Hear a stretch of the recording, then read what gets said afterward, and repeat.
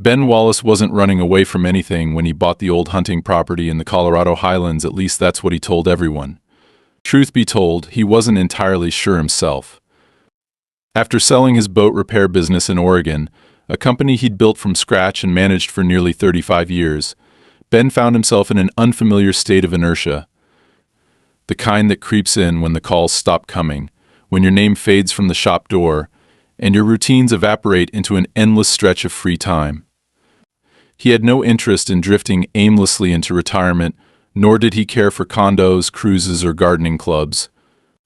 What he craved was silence, the kind of silence that didn't just lower the volume of the world but made it pause completely.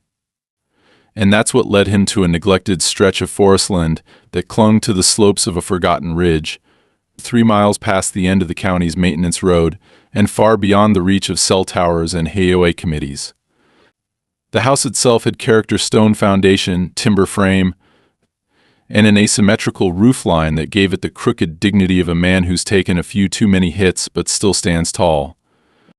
Most would have torn it down, written it off as a relic beyond saving. But Ben saw potential. He had spent most of his life working with his hands, coaxing utility and resilience from rusted hulls and snapped masts. Wood and stone weren't intimidating. If anything, they were comforting in their permanence. The real draw wasn't the house, though it was the land. 13 acres of dense pines, moss-covered outcrops, and a private freshwater spring that trickled into a narrow stream along the property's edge. A narrow trail, choked with decades of undergrowth, wound its way through the trees, leading to a bluff that overlooked the entire valley below. Ben stood there the first day, hands in his coat pockets, breathing in air so sharp it hurt, and for the first time in years he felt still. The previous owner had passed away without a will, and after a quiet court auction and minimal paperwork, the place was his. The records were clear, the land had never been part of any neighborhood association, and the nearest paved road sat almost a mile and a half downslope. There were neighbors, technically a smattering of properties along the lower ridgeline, most of them newer constructions owned by part-time residents or retirees. But none shared a border with Ben's property, and the overgrowth served as a natural barrier between his land and the world beyond it. That suited him just fine. He wasn't antisocial, but he had no interest in community potlucks or mailbox small talk. Still, when a woman named Karen Murray rang his temporary satellite phone less than 2 weeks after he moved in, he answered out of courtesy. Karen was, by her own introduction, the chair of the Community Preservation Group, a volunteer-led organization committed to maintaining the visual integrity of the valley and its surroundings. Her tone was polished, but firm, the kind of voice that had practiced being obeyed. She informed Ben that they'd been monitoring new developments in the upper region and wanted to ensure harmony between long-standing preservation efforts and incoming landowners. Ben, seated on the back deck with a cup of black coffee and a crowbar still resting by his boot, smiled and said he was happy to talk in person. It was the kind of invitation he didn't offer lightly, but something in Karen's phrasing set off a quiet alarm. Better to see her up close. She arrived the next afternoon in a spotless gray SUV that made it up the gravel road with surprising ease. Karen Murray was around 60, with precise movements and a pressed beige outfit that looked more suited for a real estate seminar than a mountain visit. She offered no small talk, no compliments about the view or curiosity about the house. She got straight to it. "The group has identified your fencing as a disruption to the visual line of the eastern slope," she said, nodding toward the barely visible barrier Ben had erected using salvaged cedar and galvanized steel mesh. "We're asking that you consider replacing it with something more organic split rail, ideally or better yet, removing it entirely." Ben raised an eyebrow. "You mean the fence that's on my property, paid for by me, and marked well within the deeded line?" Karen smiled the way some people do when they're about to deliver a line they think will close the deal. "We like to think of it as a shared view. What benefits the valley benefits all of us. It's not a demand, Ben, just a request from your neighbors." Ben didn't answer right away. He looked past her, at the sky over the ridge, where a hawk was circling in a wide arc. Then he said, plainly, I bought this land precisely because it doesn't come with strings. I don't think your group has jurisdiction here. Her smile held, but her eyes hardened a fraction. We've had success bringing adjacent parcels into alignment before. It's not a legal process. It's about cooperation, mutual benefit. You'll find things easier if we work together. I'm sure I would, Ben said, stepping back toward the door. But I'm not interested in easier. She didn't push, not then. She just nodded and turned to go, offering a final line as she stepped off the porch. We'll be in touch. Sometimes harmony takes a little time. Ben watched the SUV disappear down the path, the crunch of tires eventually giving way to silence. He didn't think much of it. At first, people like Karen popped up in every town, every board, every condo complex. They weren't dangerous, just persistent. Still, that night he sat at the dining table with the property file, flipping through plat maps and survey lines, just to be sure. Everything checked out.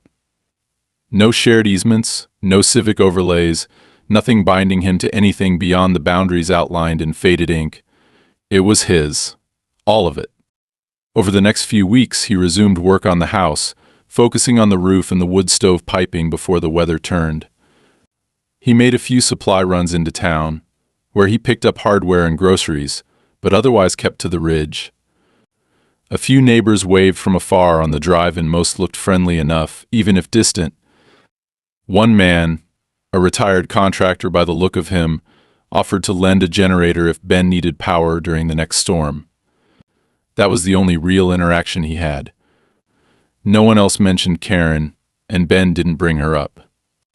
But then, strange things began happening, not overtly hostile, not even clearly intentional, but just enough to feel wrong.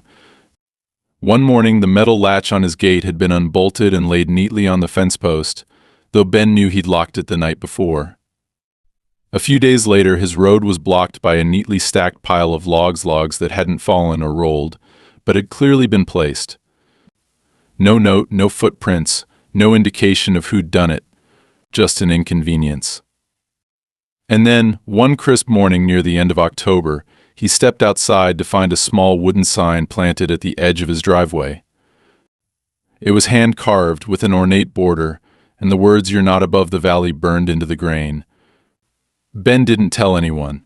He took the sign down, chopped it for firewood, and got on with his day. But something had shifted. The silence he'd once cherished now felt inhabited. Not broken, not loud, just disturbed. He didn't believe in ghosts, but he understood what it meant to be haunted. And whatever had begun with a polite visit and a beige smile was evolving into something else. The first time Ben truly questioned whether what was happening on his property might escalate into something more serious was a week after he removed the carved sign from his driveway. He had chopped it into firewood not as a message, not to provoke, but out of instinct. You erase what doesn't belong. That was how he'd always lived, hands-on, no drama, no posturing. But some things didn't want to be erased. Some things came back. It started with paperwork. A letter arrived at the general delivery box he'd been using in town while waiting for his permanent mailbox to be approved and installed. The envelope was thick, off-white, and unmarked, except for his full name typed cleanly in the center. No return address, no stamps, no postal barcode. It hadn't come through the mail. Someone had dropped it off directly. Inside was a multi-page document labeled Community Compatibility Assessment. The first page was a vaguely written, unofficial report, evaluating his home's appearance, materials, and impact on the surrounding aesthetic environment. The language was technical in tone but had no legal authority. There were references to heritage integrity, and cultural slope preservation that didn't correspond to any state or county zoning code. There were also photographs, grainy, amateur snapshots of his driveway, his front porch, and even one of his work shed taken from what must have been inside the tree line, up maybe 50 yards from the house. Someone had been on his land. Ben read the report 3 times. There were no signatures, no indication of who authored it, but the phrasing was too familiar. Harmony, shared interest, visual cohesion, These were Karen Murray's favorite words. She hadn't threatened him, not directly, but this wasn't the kind of message that needed to shout. It was the tone that disturbed him more than anything. It read like a government memo that didn't know it wasn't official. It assumed jurisdiction it didn't have. It was trying to speak something into existence, as if enough passive-aggressive paperwork could override property law. Ben didn't respond. He didn't call or write or show up at any office with questions. He simply added the document to the folder he'd begun keeping after her first visit, a folder now labeled in thick black marker with the word offense. It was a practical step, not paranoia. Ben believed in preparation. He'd dealt with aggressive competitors in business before. People liked to test boundaries when they thought you had no leverage. He had learned to be steady, quiet, but ready. Still, part of him hoped this would be the last oddity, the final theatrical jab in a short-lived turf drama. But that hope didn't last long. 3 days later, he was returning from a supply run when he noticed something strange as he rounded the last bend before his driveway. The turn was narrow, banked sharply, and flanked on both sides by dense pines. Normally, he kept the path clear, trimming branches and scraping away debris every few days. But this time there was something new, a set of orange construction cones placed unevenly along the curve, and beyond them, an easel-style sign. It looked official from a distance, bright yellow with black lettering, but as he slowed the truck to read it, the words didn't align with anything remotely municipal. Caution, ingress to restricted territory visual impact zone, it read. Ben killed the engine, stepped out, and walked over to the sign. It wasn't bolted down or chained, just propped up on a wooden frame like something you'd see at a county fair. No logos, no ordinance codes, just bold lettering and bad intent. He moved the cones aside, tossed the sign into the bed of his truck, and resumed the drive up. Once he reached the house, he added the sign to the same folder of documentation, now growing thicker by the week. That night, he sat on the porch long after sunset, watching the edge of the trees for any movement. The night was cold, windless, eerily still. The next morning brought a shift in tone, not from Karen herself, but from the systems she'd begun manipulating. Around 8 a.m., as he was stacking firewood behind the shed, a utility van pulled up unannounced. 2 men in reflective vests and work boots stepped out and started walking toward the west side of the house, near the well access point. Ben intercepted them calmly but firmly. "Can I help you?" he asked, wiping his hands on his jeans. The older of the 2 men, a wiry guy with a laminated badge clipped to his vest, looked surprised but not apologetic. Work order to inspect the main utility connection. "Got a notice about possible leakage or overflow." Ben frowned. "From whom?" The man glanced at a clipboard. "Request came from the Valley Administrative Office. Says here, concerns about environmental impact due to undocumented modifications. You've got a septic outlet around here?" Ben didn't answer immediately. His system had been inspected and cleared by a licensed contractor 2 weeks after he took possession of the property. All the permits had been filed with the county. No one but him had access to it. "There's no leak," Ben said finally, "and no one from the county informed me of any inspection. This is private land. Unless you've got a warrant or documentation from the county itself, I'm going to have to ask you to leave." The men didn't argue. They weren't belligerent. They left without protest, but the older one offered a parting comment before he got back in the van.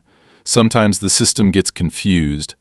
Might be worth clarifying with whoever submitted the request." Ben watched them drive away, then walked inside and pulled up the permit PDFs on his old laptop. Everything was in order. He printed extra copies and added them to the folder. That afternoon, he called his lawyer in Durango and asked him to check whether there had been any formal complaints filed against the property. The lawyer called back a day later. "Nothing from the county," he said. "But I did find something odd. There was a zoning inquiry logged last month. Someone asked about the procedures for historic land conversion, referencing your parcel number." Ben paused. "Historic land conversion?" "Yeah," the lawyer replied. "It's a loophole.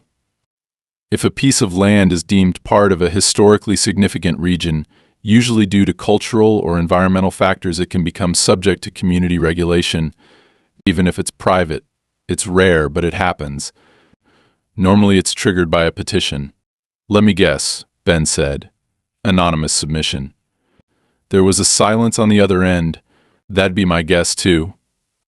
That evening, as rain started to fall in cold sheets against the roof, Ben sat by the fire, the glow reflecting off the stack of files now spread across the dining table. He wasn't scared, not exactly, but he was aware, more now than ever, that what he was dealing with wasn't just a petty neighbor with a clipboard. It was a deliberate strategy, a soft siege. He was being nudged, pushed, tested not violently but persistently. Bureaucratic erosion disguised as concern. Friendly faces asking the wrong questions. Paper trails that weren't quite legal, but weren't easily challenged either. It was a campaign, and Karen was the general.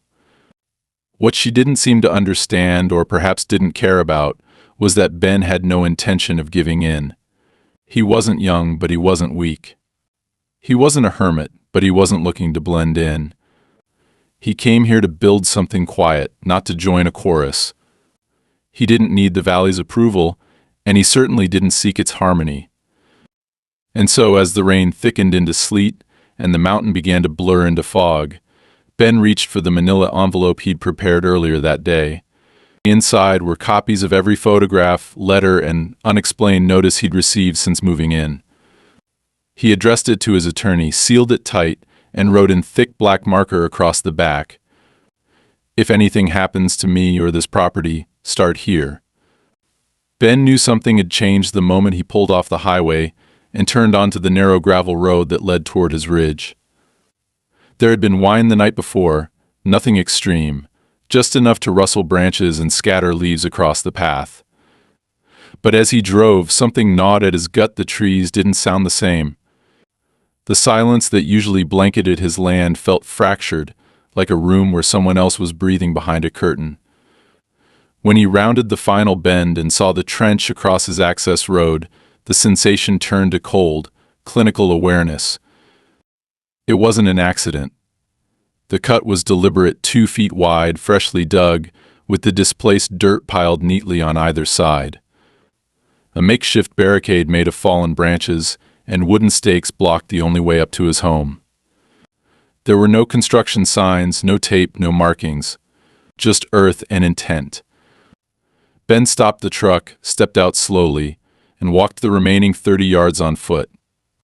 The trench ran across the full width of the road, slicing it cleanly like a surgical incision. It would take serious effort to fill in, and even more effort to prove who did it. But he already knew who. The trench wasn't just to stop him, it was to stall him, to make life harder, to wear him down. That was the game now.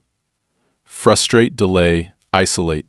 He stood there for several long minutes, staring down into the cut, trying to decide what kind of message this was. Not symbolic. Not subtle. This was escalation. He turned and drove back the mile to town, where he paid out of pocket to rent a backhoe from a contractor who didn't ask questions. It took him most of the day to fill the trench and pack the gravel tight enough for the truck to pass. He documented everything: photos, timestamps, written logs, and sent them to his attorney along with a quiet note. This was no accident. He didn't call the police. He'd learned that lesson. Last time he called about the sign and the cones, the deputy had shown up late, snapped a few photos, nodded sympathetically, and said something about neighborhood conflicts being tricky terrain. Ben knew what that meant. No witnesses, no fingerprints, no case. He was a man with a fence and a shovel. She was a woman with committee affiliations and connections in town. That was the balance. That was the real boundary line in this valley. But the trench was only the beginning. 2 nights later, around 2 a.m., he was woken by a flickering light through the upper window, faint but rhythmic, pulsing across the ceiling. At first he thought it was the wind again, or moonlight catching on the trees, but then he noticed the temperature inside had dropped.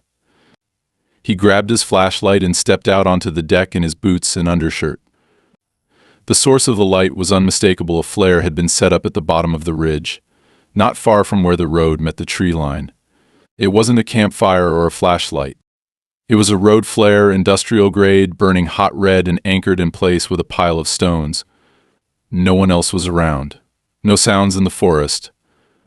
Just that eerie, strobing glow, like a warning beacon in a war zone. Ben didn't touch it. He let it burn out, then recorded everything. Photos, video, soil samples. The next morning he found 3 more used and spent, buried partially beneath rocks near his water line, the base of his power mast, and just behind the storage shed. Whoever had placed them knew the terrain, and they knew how to move undetected. They hadn't come to destroy anything. Not yet. This was psychological warfare. They were marking weak points, pressure valves. Someone had scouted his vulnerabilities and left a flare at each one like a chess player tagging future moves. And Ben knew exactly who had the resources, knowledge, and audacity to coordinate something like that without leaving a trace. Still, he didn't confront Karen. That was the most frustrating part of it all. She never showed her hand. There was no shouting, no late-night harassment, no obvious trespassing. Just slow, methodical erosion. Death by 1,000 bureaucratic and logistical cuts. She wasn't just trying to scare him. She was trying to make him feel unstable, unsure of what was real and what was paranoia. It was strategy, and it was working. By the time Ben made it into town for supplies, he felt watched even there. At the hardware store, a younger clerk stared at him too long when he paid in cash. At the fuel station, an older man in coveralls glanced at the license plate on Ben's truck and made a quiet comment to his companion. Ben didn't know what they were saying, but he could feel the shift. He wasn't the mysterious newcomer anymore. He was the troublemaker, the guy with the ridge property, the man who wouldn't cooperate. 2 days later, Ben noticed that the motion sensor light by the shed wasn't coming on anymore. He checked the bulb still good, checked the power line intact. But when he opened the fuse box behind the panel, he found the wire had been clipped cleanly, then taped over to look intact. Whoever did it knew what they were doing. He rewired it himself, installed a hidden second sensor deeper in the yard, and moved one of the trail cameras to a less obvious location near the stream. He wasn't just documenting now, he was building a case, layer by layer. If they were going to turn this into a campaign of attrition, he would treat it like one. Document, report, prepare. No panic, no fear, just process. But he couldn't ignore the creeping tension inside the house. It changed the way he moved through his own space. He began locking the bedroom door at night, something he hadn't done since his 20s. He kept a flashlight by every exit and turned off all visible lights after dusk. Not because he thought someone would break in, but because he didn't want to make himself an easier target. The solitude he once loved now carried weight. Each night stretched longer, each sound outside became sharper, less ignorable. The trees no longer just whispered in the wind. They carried messages. The worst came on a Sunday morning, when he stepped outside to take in the air and saw something hanging from the corner post of his fence. It was a length of rusted chain, knotted in a way that resembled a noose, but smaller, more symbolic than functional. Attached to it was a weathered tag made from stripped leather, burned with the image of a valley and a broken line crossing through it. Ben didn't recognize the symbol, but it didn't matter. He cut it down, burned it in the stove, and sat for hours watching the embers pulse. That same day, he found muddy footprints along the edge of the back trail, too small to be his, and recent enough that the soil was still wet. He followed them until they disappeared near the creek. That evening, he called his attorney again, not for legal advice, but to ask whether hiring private security would be considered an escalation in a property rights case.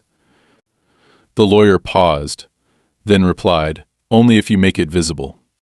My advice? Stay invisible? Let them show their hand. So Ben adjusted his strategy. He didn't post warnings or hang cameras from obvious trees. He buried motion sensors beneath gravel, mounted cameras in birdhouses, and installed a time-lapse recorder on the upper balcony window looking down toward the trail. He made no declarations, issued no threats. He simply stopped engaging, started watching. Karen had made the first move, but she wasn't expecting a counterattack built on silence and data. And then, as October slid into November, the snow came early. A light frost at first, then steady dustings, enough to reveal tracks and movement where before there had been none. That's how Ben caught the first solid evidence. A set of boot prints narrow, lightweight leading from the tree line to the tool shed, then back again, diverging near the creek. The pattern was tight, consistent. Someone had walked that path multiple times, over multiple nights. And now he had photos. Not of a face, not of Karen, but of action undeniable, traceable action. The next morning he filed a police report. The deputy didn't look happy about it, but he accepted the paperwork, took copies of the photos, and said someone would follow up. Ben didn't expect much. But that wasn't the point anymore. He wasn't seeking help. He was setting traps, not physical ones, but legal, procedural. Each report filed, each document notarized, each photograph time-stamped was another stitch in a net he was building, a case that might one day tip the scale. He didn't know exactly what Karen was planning, but he knew this much: she'd crossed the line from neighbor to adversary, from annoyance to active threat. The games were over. The next move wouldn't be symbolic. It would be definitive.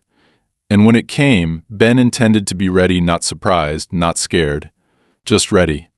Ben woke to the sound of static.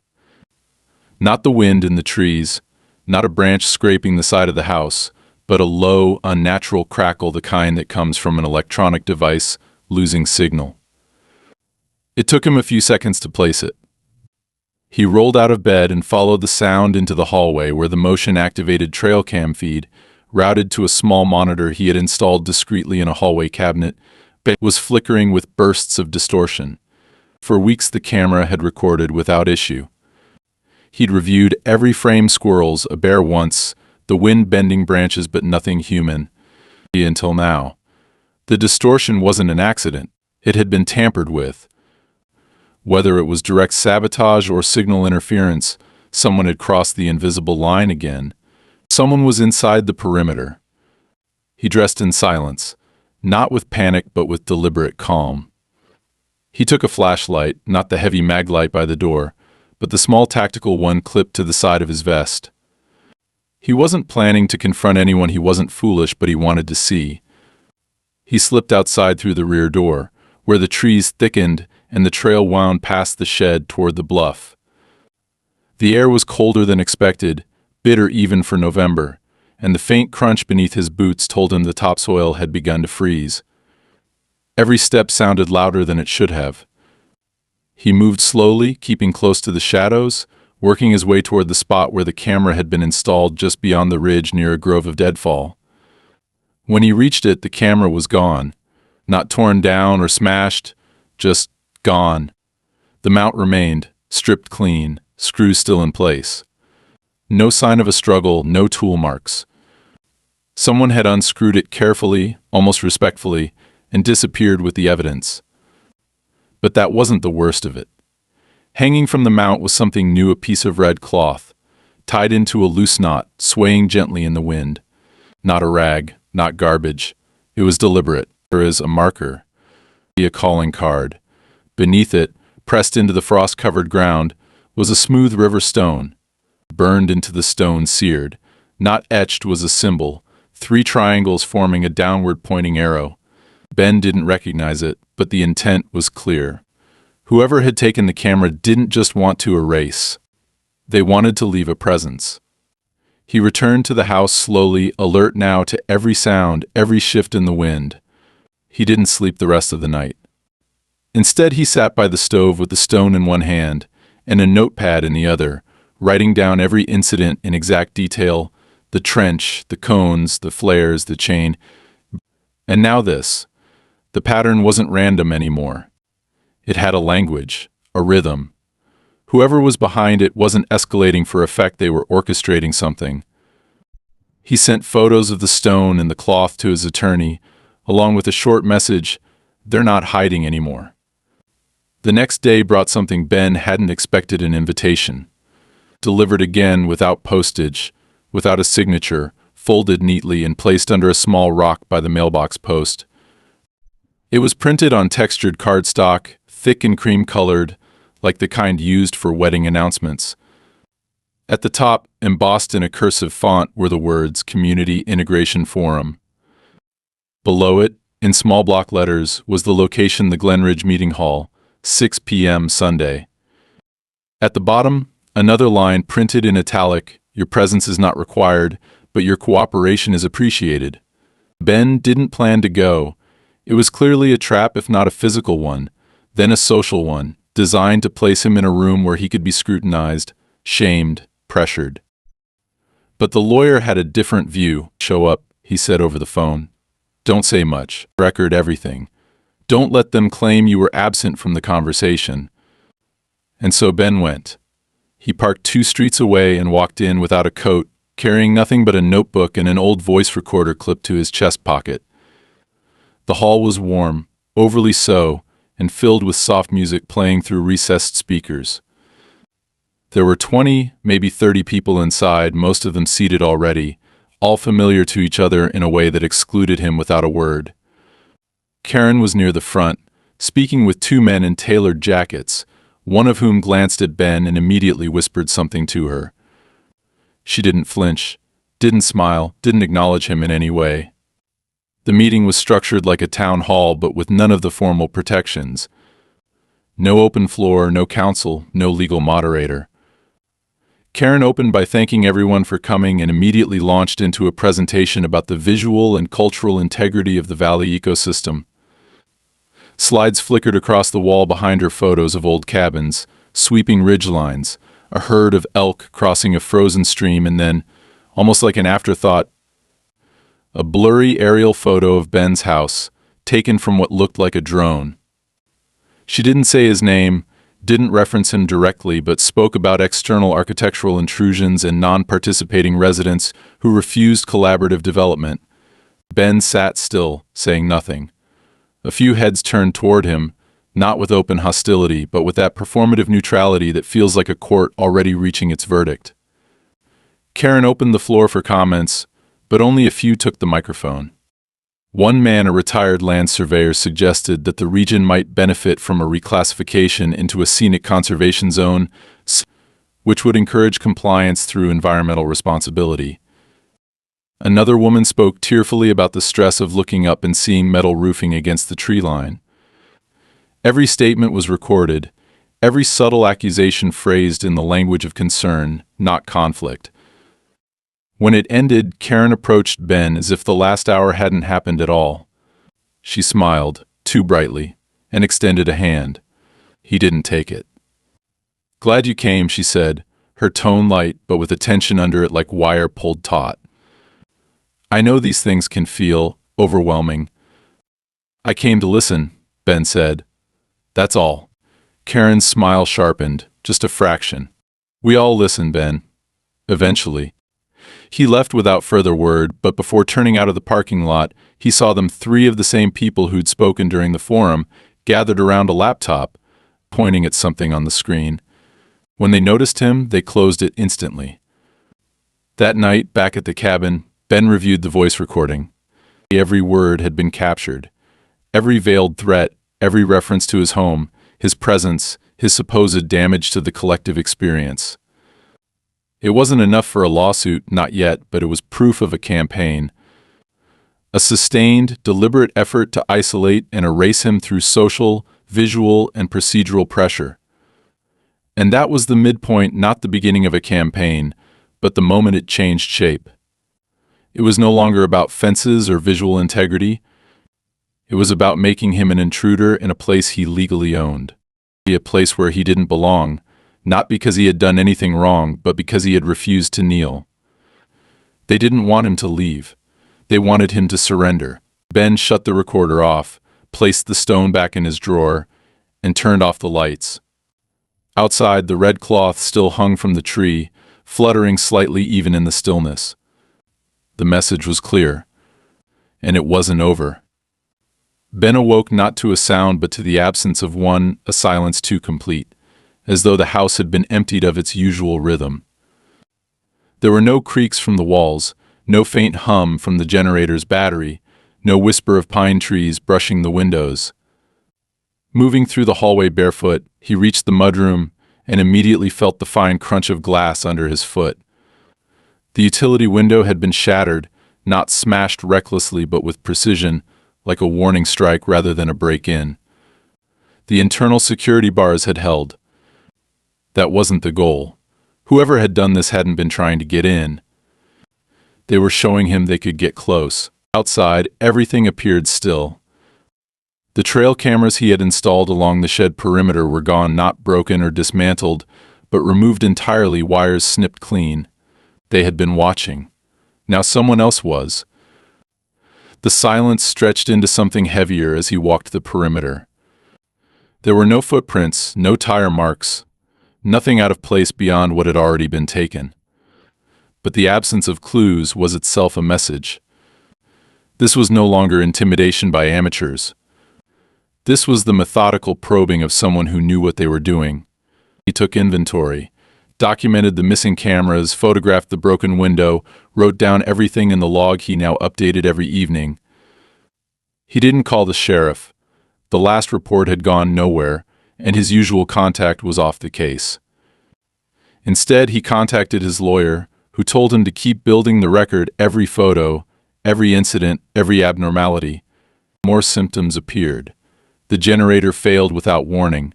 No spark, no noise, just a dead line. Opening the panel revealed a clean sever in the power lead, masked beneath layers of packed gravel. Further inspection uncovered a buried box of foreign junction inserted deep in the trench, redirecting current just enough to burn out the system. The installation had been done with tools, knowledge, time. Someone had come onto the property with purpose, sabotaged the infrastructure, and left without a trace. He didn't react emotionally. He dug up the box, logged its exact coordinates, documented it from every angle, and removed it himself. After reconnecting the line and ensuring the backup systems were isolated, he buried a surveillance microphone where the junction had been, one of several now hidden under rock, brush, and outbuildings. He drove to town and walked into the utility company. No waiting, no email chains. Face to face. He asked if there had been any work orders connected to his parcel. The woman at the desk looked up the address, scanned the file, and hesitated before speaking. There was a complaint on file, a code violation under unauthorized load extensions. It wasn't closed. She couldn't say who filed it. The code was internal. Informal. She'd seen it used before, rarely, and always around properties involved in conflict. Ben thanked her and left. The pattern had evolved. It wasn't just Karen anymore. She had enablers. Whether they were in the office, in the zoning department, or the utilities, he didn't know. But the lines were blurring between legal and illegal, between procedural and personal. He returned to the ridge and found a new anomaly. Where the backup feed once recorded, now the screen showed static. He traced the line and found the junction point torched, literally blackened. It hadn't been a natural failure. Heat had been applied from the outside, targeted. He opened a secure digital record with his lawyer, began uploading daily packets, photos, diagrams, hand-drawn maps of intrusion points. A full case was forming. Evidence not of one act, but of an organized, staged campaign. And still no confrontation, no shouting, no letters, just events. Then came the inspection. A truck pulled up. The man who stepped out wore state insignia, said there had been a report of non-compliant heating equipment. He was calm, courteous. Ben handed over copies of his permits, stamped and signed by licensed technicians. The inspector took photos, nodded, said he needed to file a report. Nothing more. A few minutes. Then gone. That evening, while clearing ash from the firebox, Ben found the object something dense and metallic, melted into the back panel, partially buried in coals. It wasn't part of the system. It had no function. It had been placed inside deliberately, whether to damage the system, trigger a fire, or leave a message he couldn't say. He bagged it, stored it in the locked shed, and made no calls. There was no point. He'd already heard the verdict before it came. They weren't waiting for him to break. They were waiting for him to react, to retaliate, to lash out, to give them the moment they needed. He hadn't, and that was their mistake. He wasn't just collecting evidence. He was setting traps, and soon one of them would step too close. Ben didn't know what shape the breaking point would take. He'd spent weeks waiting for it, some final push. A corner turned too sharply, a hand overplayed. But when it came, it was almost quiet, subtle, like everything else. It began with a scent chemical, sharp, faintly acrid, like melted plastic mixed with wet soil. He picked it up not from the air outside, but from his clothesline. A pair of work gloves he'd left to dry hung limp and stiff, their palms darkened by something oily that hadn't been there the day before. He ran water over them, and the stench intensified. It wasn't a solvent or gasoline. It was an accelerant, an industrial fire starter used in clearing brush, highly flammable, illegal to store near residential properties. Someone had applied it to his clothing. He didn't panic. He bagged the gloves, sealed them, and locked them inside the reinforced cabinet he'd turned into evidence storage. But the gloves weren't the message. They were the test. That night, he didn't sleep. He killed all interior lights, set up a tripod in the second-floor window, aimed a zoom lens at the tree line, and waited. The wind picked up just after midnight, carrying pine needles and waves across the gravel. The trees beyond the tool shed shifted unnaturally, not from gusts but from weight. Ben watched through the lens, adjusting his focus until he caught it movement. A silhouette broke from the tree line, moving low, fast, staying close to the ground. Not a hiker, not an animal. The figure was dressed in black, gloved with a reflective strip on one boot, like a maintenance worker. The stranger approached the rear corner of the house, crouched and removed something from a pack. Ben activated the floodlights. The property lit up in a cold blast of white. The figure froze, then bolted but not back toward the forest. Instead, they ran laterally along the slope, toward a path that led to the ridge's lower edge. Ben kept the camera running, capturing every frame. He didn't follow. He went to the location the figure had stopped at, expecting to find graffiti, a trap, maybe another buried box. What he found was far worse, a sealed canister, the same type used for controlled burns, wired with a basic timer, the kind sold online for irrigation systems. It hadn't been activated yet, but it was rigged. Whoever had placed it knew fire. They knew wind direction. They knew how to position it against the house to maximize destruction before anyone on the other side of the ridge could even see smoke. Ben disarmed it carefully, not out of training, but out of instinct. Then he called his attorney and told him it was time.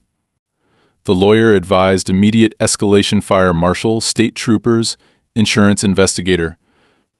No more county reports. No more sheriff deputies with tired expressions. This had crossed a legal threshold. It was no longer harassment. It was attempted arson. It was criminal. By the time the fire investigation team arrived, Ben had printed time-stamped photos, surveillance logs, a full diagram of the property with marked intrusion points. He wasn't angry. He was prepared. That mattered.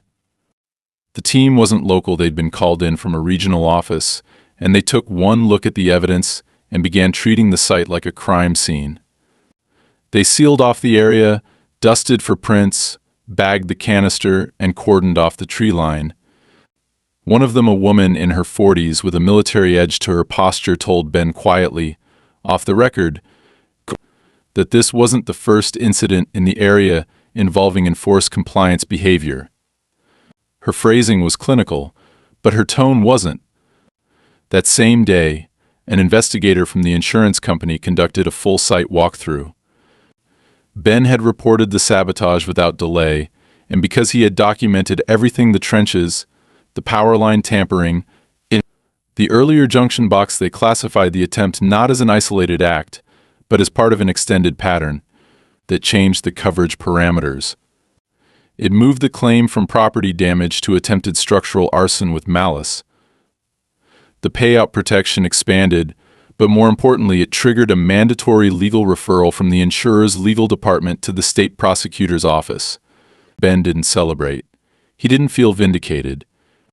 He knew what this meant. It meant that the campaign against him, the slow siege masked by civility and paperwork, had crossed into recklessness. It meant someone on the other side had gotten impatient. Karen hadn't shown herself in weeks, but her shadow still loomed over every interaction. He hadn't heard her voice since the meeting at the community hall, but her language echoed in every official document, every quiet warning from neighbors who now avoided eye contact. But this time there was no denying it. There were forensic results. There were state-level eyes on the case. And someone had fled the scene in a direction that led, according to the camera feed, to a private parcel registered under a shell corporation. The property records, when Ben's lawyer pulled them, traced ownership back to a local development trust. One of its board members, Karen Murray. Ben didn't say her name when speaking to the investigators. He didn't need to. The evidence spoke louder: surveillance footage, chemical residue from the gloves, residual fingerprint traces on the metal canister's screw cap partial, but enough for a lead. They weren't hers, but they belonged to a seasonal worker employed by a subcontractor that had done landscape work for the development trust. A link, however, indirect, but still actionable. The story broke not on national news but in the regional papers. Local man targeted in suspected arson plot. Mentions of zoning disputes, community pressure, unexplained outages. Karen wasn't named. Neither was the trust. But everyone in the valley knew who the article was about. The day it published, Ben noticed something strange. The woods were quiet again, but not with tension, just empty.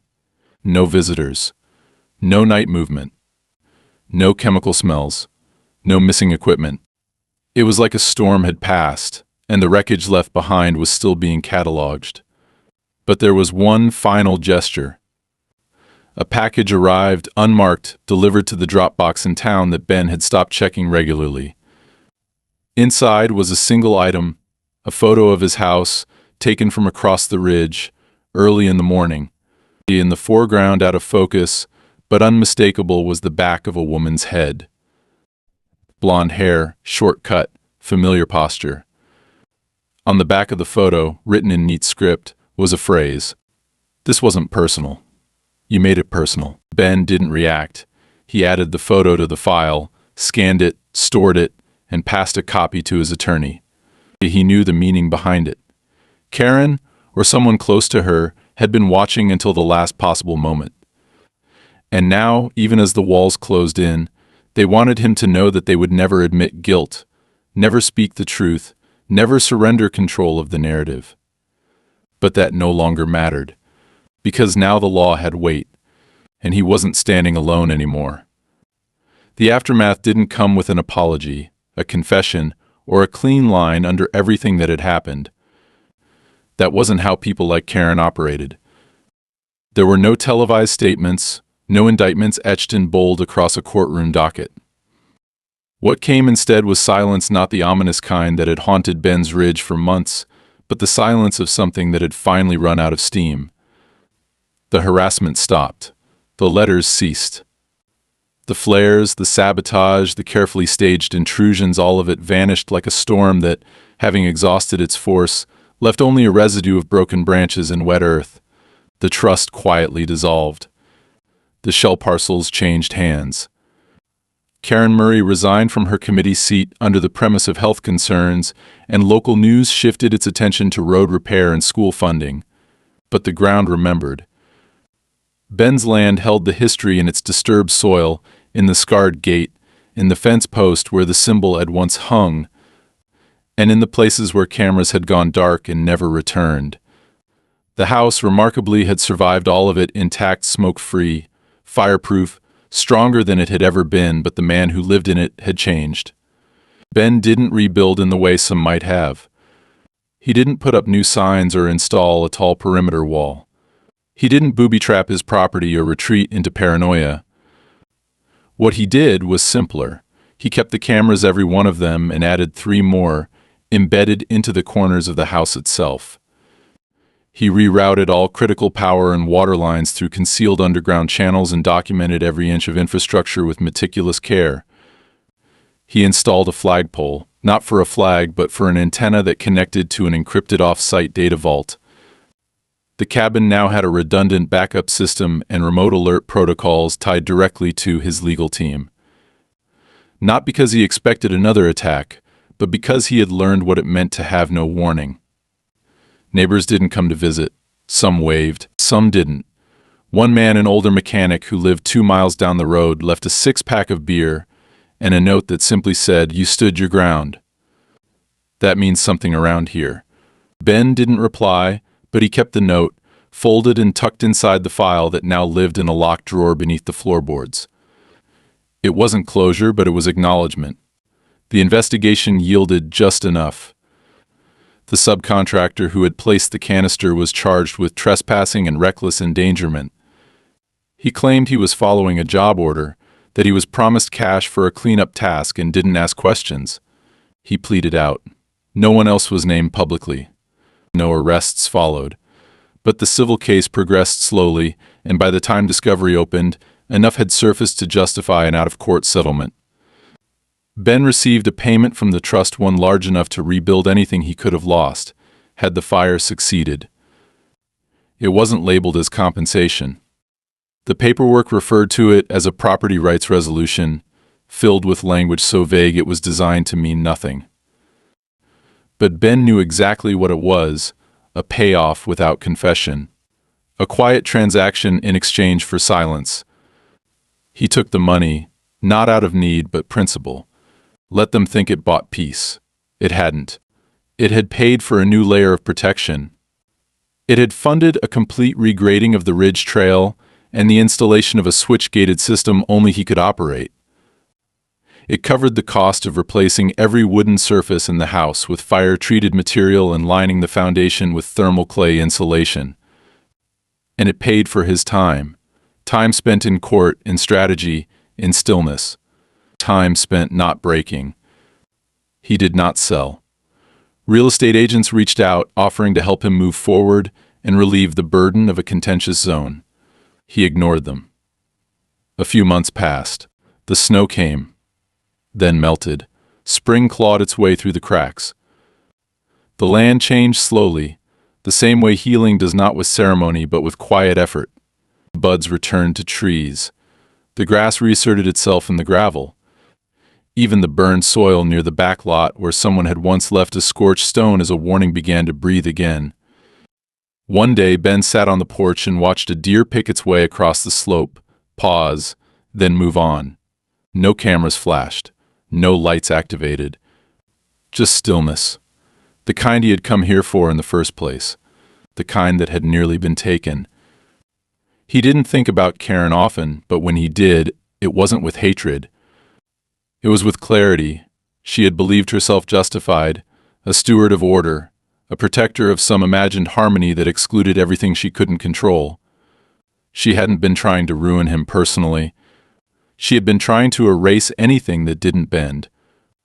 And when it didn't bend, she tried to burn it, but he hadn't burned. And that, in the end, was the point.